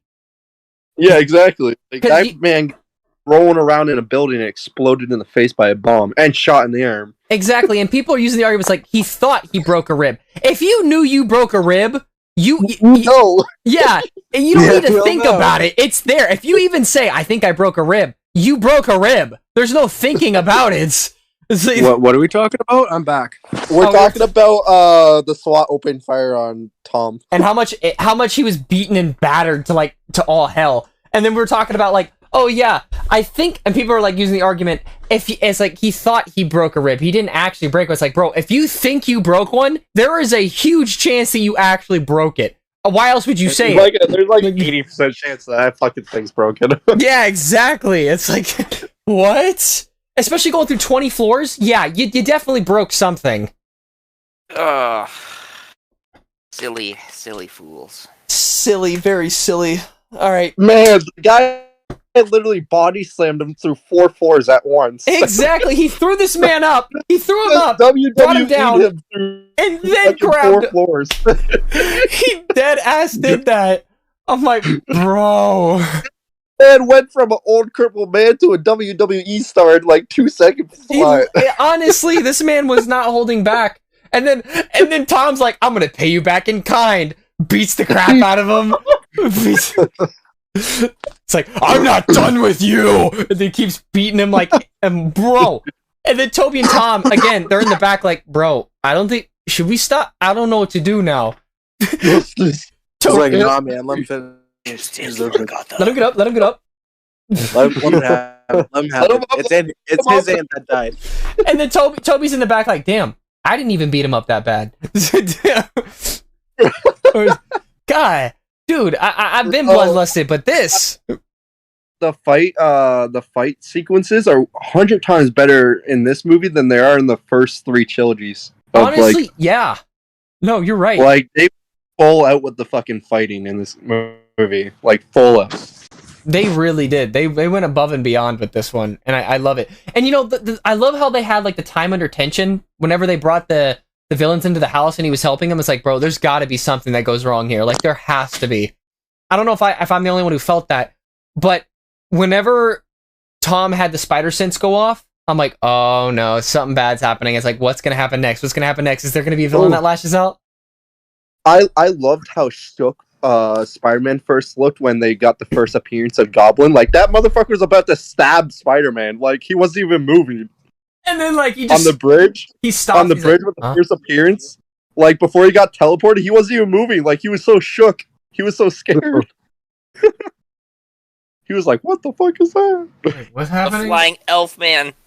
Yeah, the elf flying man, green that got elf man. me, bro. The elf man. He was a green It seems elf. Bro, Green elf. I'd be freaked out too. It's like, bro, it's an elf. What is happening right now? I'm so confused.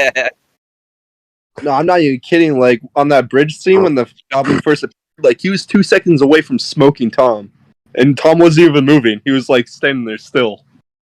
Honestly, bro, he just stood there, and then he's in the Sanctum Sanctorum. He's like, what? What? He's, where am I? What's your name? Dr. Otto Octavius. Ha! What a stupid name. What's your name? What's your actual name? Like, shut up, dude. Your name's Peter Parker. Is it? Shut up. Who names Last their time I kid saw Peter? you, James, Honestly, you had a the- better haircut. You know, I Honest- can get you a real makeover. Let me guess, Yeah, you're turning into a lizard. Exactly. Exactly. I wish we got to see the fucking fight between Strange and Lizard. That's the one thing that. Yeah, that's- in the suit. that- Yeah, that would be awesome. Yeah, why And why'd me. we get so shafted at a lizard? Yo, I'm so the pissed. Lizard was a punching bag, man. Honestly. Lizard was just there to be there. He's just like, yeah, Just I'm just here. annoyance. He was You so literally got- worthless. It on the entire movie. And I mean, low key, same thing with like Sandman in a sense. He's just there because like I want to get my daughter. That's all he cared about. Like, I want my daughter. Oh my daughter. Tom, when he sees Like, Gob for the first they're time, about to steal panic. the box, and he's like, I don't care. I want to go home. Why are you taking the box? Like, what the fuck? Bro, have you seen the behind the scenes wherever Tom like jumps off the car, right? And he turns around and then Doctor Strange goes, "Give me the box." And Tom says, "No." And then he fakes jumps and everybody claps. It's like, bro, this is so cringe. What just happened? Everyone's clapping for him just jumping off a curb. It's like, bro. I'm like, okay, that's cool. I guess this is just how acting works. Cool. All right, y'all have. Oh, keep going. My bad. I love the fact that Spider-Man threatened Doctor Strange. He's like, that was cool, but don't ever do that again. Like, Oh, and like, you're going to do something to him. What are you gonna do? He's a wizard. yeah, what are you gonna do? I was like, why are you threatening the man? Like, Jesus. Jet Jaguar, bro, it's Jet Jaguar. Oh my god, Holy cow. that is perfect. That is perfect. That's perfect. How did you find that so fast? Like, that is so perfect. fast. That is literally perfect. How did you find that, Bowie delivered. Bowie delivered. dude? That is hilarious. What? Bro, the fact that we saw Tom, like the spider sense in person, like how it actually worked when he was out of body, was kind of cool. Like the fact that he was unconscious and the spider sense was still going off. That was so cool. And like Doctor Strange tried catching it, and the body was just moving on its own. He's like, how are you doing that? I was like, I don't know. And he's just like swimming through. Swimming back to his body. I'll get there eventually. I'll get there. Don't worry. I'll get there. And Doctor Strange couldn't keep it. Like, bro, what is happening? I'm coming to get you. Oh goodness. I don't know why nobody made this meme earlier in the movie, but this is kind of an old meme I found. I don't know if any of you guys saw it, but I know it's about time to post it. Bro, what? Bro, sus? Oh, no, God! Movies Sus. are better now. Yes, sir. That's Bro. how it should have ended. But it has been stated that Spider-Man has surpassed the $1 billion mark, so that's good. But it's not to be expected. Oh, no. What? That's to be expected. 1 billion what? $1 billion $1 dollar revenue. Box office. Oh, mark. heck yeah. Yeah, no, it's I love it- Spider-Man. There's no way it's not the most successful movie of 2021, eh? yes. It has to be. It has to be, yeah. It literally has to be. Like what? Yeah, I think it there has were to be. like 3 big movies that like really knocked it out of the park this year. It was Yeah, the Godzilla, Dune. then Dune, There's Dune. I don't know who else. then Godzilla. Spider-Man. I think that's really the three ones that really took. Because the cake. wasn't Godzilla vs. Kong, it was the biggest movie of the pandemic, wasn't it? Oh yeah, Oh, it was yeah. like in March. Big movie When that everything was closed pandemic. down. Oh, yeah, it blew was. everything else out of the water. Didn't a Marvel movie? It destroyed Black Widow. I think. Well, Like, Black Widow wasn't good, so Yeah, that's true. there's Black no surprise Widow. I'm there. on it, Jake. Elena was the only was good just there thing for that came out of that movie. That's I was true. just there for Yelena. That was it. True. All right, y'all have anything else y'all need to talk about or want to talk about regarding the movie? I don't know if I've hit on everything, but I think John Favreau would be a great Uncle Ben. I don't know if I was the only one. maybe. I feel like since Peter doesn't have anyone now, so it's kind of defeats the purpose. Samuel L. needed Jackson to- for Uncle Ben 2022. You That's can't have Samuel Jackson get shot. Samuel L. Jackson can't die, by the way. Like as Nick Fury, he can't die. Okay, I I was like the gonna little say, with Mace Matt Oh, I Windu. Murdock. forgot Samuel L. Jackson's already in Mar. I completely. How did I fucking forget about? I like the little cameo with Matt Murdock. Oh yeah, Matt Murdock. We never Oh, even I talked loved about that. that. I loved that. I like the fact that he caught a brick. That's pretty cool. I'm just a Like, good I'm a lawyer. really good lawyer. Yeah. I'm a really good lawyer.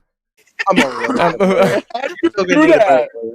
If I ever become a superhero and like something weird happens with my powers, that's just what I'm gonna say. Like, how did you do that? I'm a really good coach. I'm a I'm a really really good. good supervisor. I'm a really good teacher. I'm a really good law-abiding citizen. I follow the law way better than everyone else. Wait, so if I follow the law, have superpowers, I don't recommend you try to do anything. Please. Oh man. All right. I Anything also else? like how. Yeah, I liked how Toby. I don't know if any of you guys said it, but I liked how Toby Maguire made a reference to his back, and Oh, one of those scenes, it was like, "Oh my gosh, man, it's my back," you know. I was like, "Oh God, here we go." My back.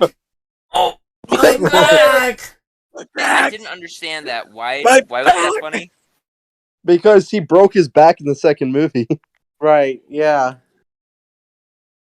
Oh, Yeah, Yeah. Behind the I scenes. thought he broke Yeah, his back. that scene when he Yeah, fell. that's when his web stopped working, so he just like That fell. scene that on top of, Existential a crisis, pipe. guys. He actually broke his back. Toby did. really? Yeah, I remember Yeah. that scene. I mean, I didn't see it, but I remember hearing that. But I was like, "Oh my God, here we go."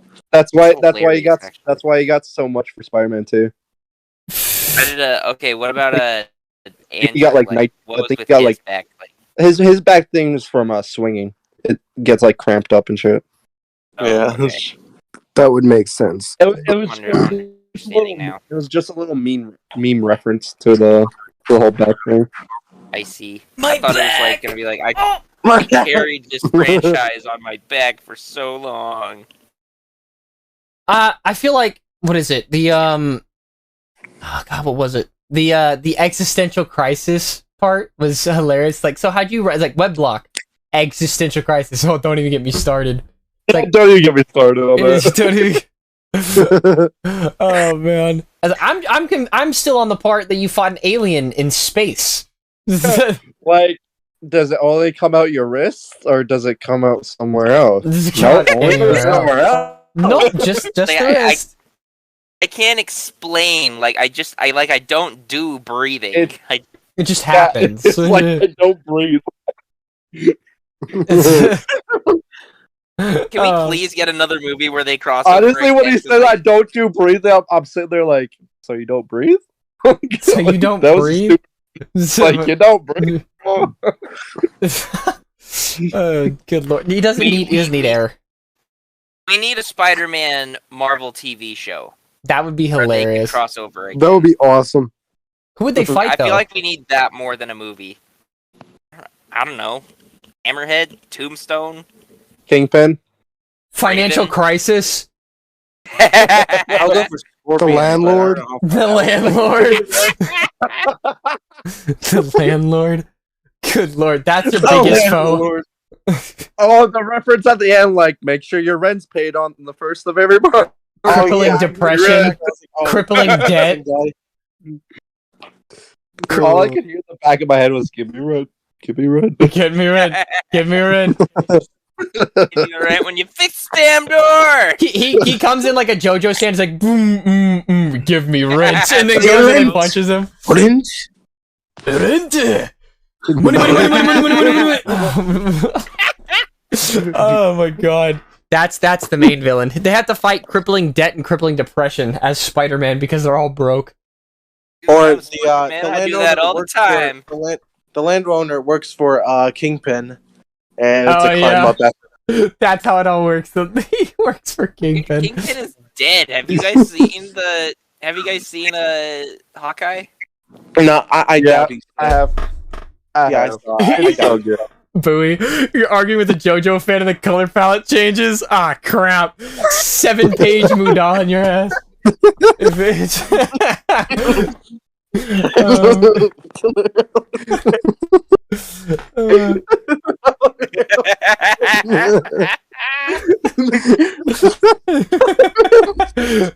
Stream can't even see this. It's probably best that they don't. JoJo, and I already see this funny. Oh my god. No, it's perfect. It's literally perfect. Oh god. Alright, guys, I gotta go. It's been fun. Thank you for letting me join. No problem, man. Thanks for joining. I appreciate it. Sure. I have all kinds of good memes in here, man. They're not related, I know, but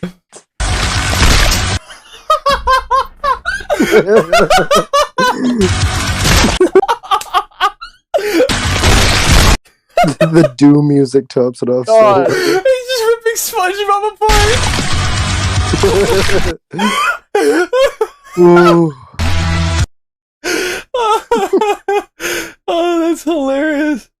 Actually, I saw this one meme, and it was of like the scene where Toby's holding the glider with Tom there, and he gets stabbed in the side by Goblin, and then it switches to his like Spider-Man 3 himself, and it's just like, how'd that get in there? How'd that get in there?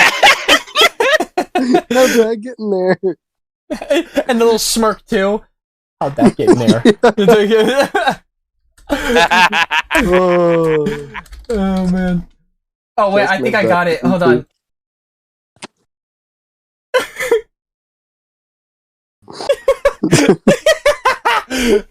How'd that get in there?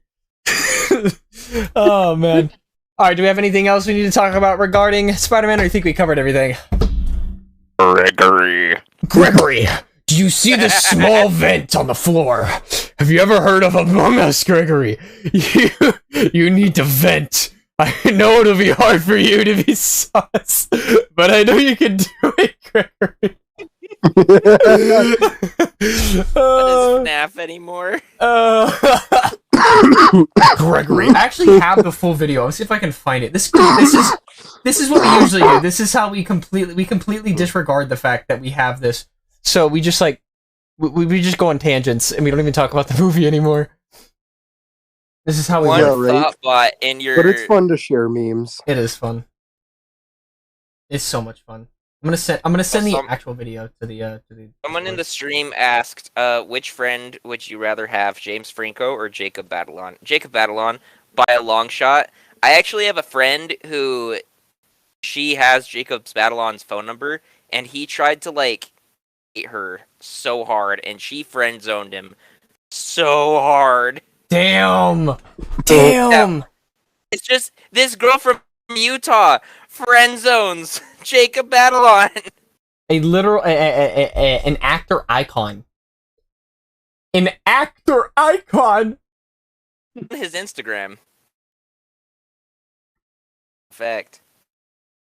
I'd rather have Haley Steinfeld as a friend, potentially girlfriend, because why not? She did great in Hawkeye, by the way, but I kind of only watched Hawkeye for her, so you know my secret. Oh, fair. She was Solid. She was great in Hawkeye. It was really good. It was really good. Not being, not that I haven't been simping or anything, but that's just. Oh shit! I'm trying to download. I'm gonna download these and send it to the thing. All right. Do we have anything else we're gonna talk about? We can end the stream right here if you want, or not stream. Yeah, stream. Yes, it's just stream. I have nothing else to add at the moment. I've got nothing else to Nothing add else? as well. Canadian, what about you, man? Nah. Okay. All right. Well, thank you all so much for watching. Thank you, Bowie, Canadian, Spinach, for joining, and DC, even though he left. Thank you for giving your input. Thank you for being here. And thank you all for watching. This is honestly a lot of fun. This is obviously one of the most talked about movies of 2021, and probably one of the best movies Spider-Man wise to ever come out. So again, thank you all, and I will see you all in the next one.